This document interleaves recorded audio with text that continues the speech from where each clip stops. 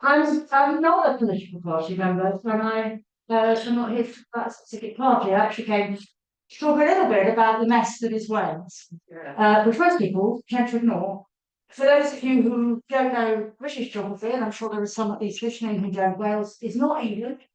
I mean, it's the bit on the left of England, as you look, sort of bulge over there. And we have a devolved system of government in Wales. It's much less bravura than it is in Scotland, but it has some of the same problems. It also has the key problem that we have very weak and supine press in Wales. So some of the successes that are possible when you've got press on your side just are not bloody happening. We have elections in May next year, and they really, really matter for Wales, but they are very, very unpredictable. We have a number of very big changes. Our parliament is growing. We have new constituencies. We have a version of a closed party list system, which is the work of the devil, and I'll explain over lunch to anyone who's really interested. And we also will have voting at 16. It's the second time for the Senate. We've had voting at 16. For the first time is 2021, and for pretty well-known reasons. It wasn't particularly good turnout or representative.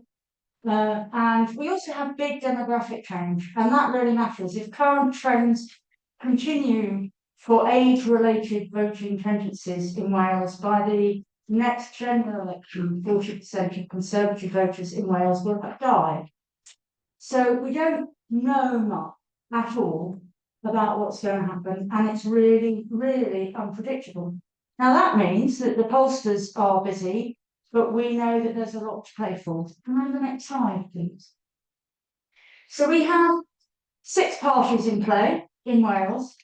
The first is Welsh Labour. Now there is clear red water between Welsh Labour and UK Labour.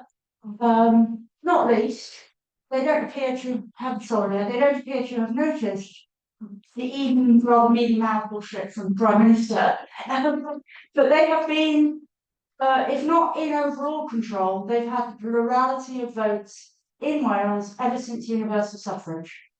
Labour are not going away, so we do have to deal with them. At the moment, their behaviour post-Supreme Court is even worse than you tried, Kelly J. Basically, we're waiting for the HRC, or even worse, we don't really need to listen to it. I really struggle with any elected individual who thinks that they should ignore the behaviour and rule of the courts. That is to undermine the rule of law and damages every single person, especially and including Auckland. We've had enormous trouble with Welsh Labour. Again, I can talk about that ad nauseam for anyone who wants to hear.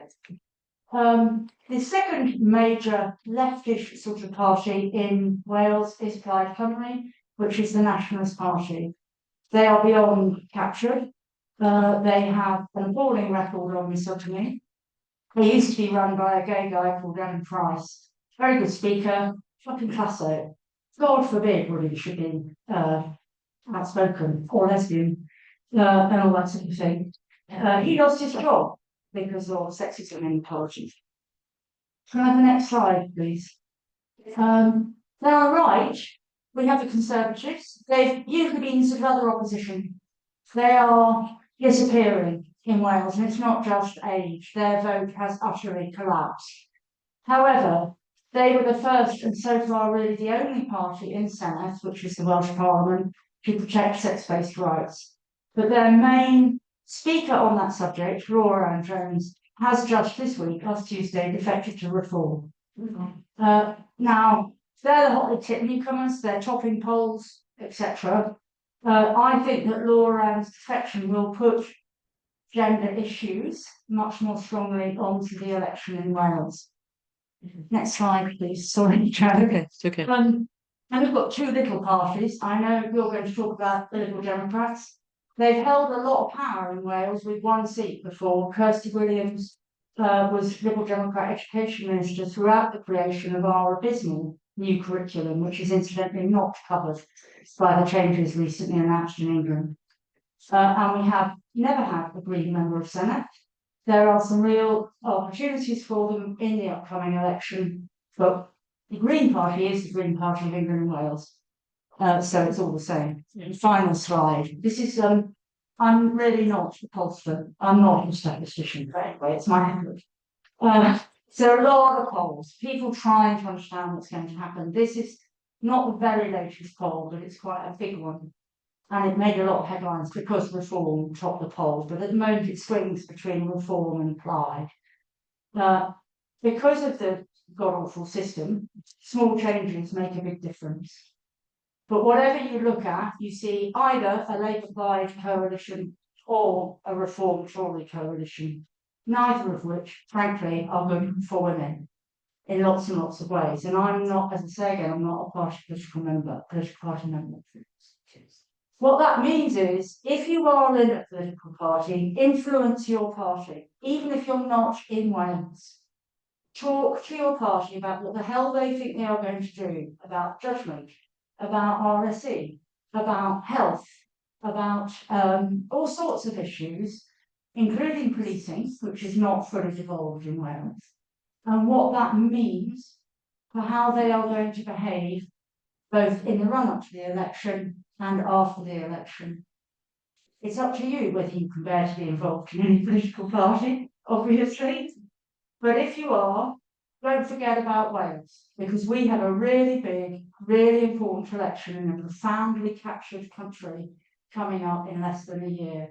And if you think it looks bad from the position of many English institutions, we don't have the Freedom of Speech Act in higher education in Wales.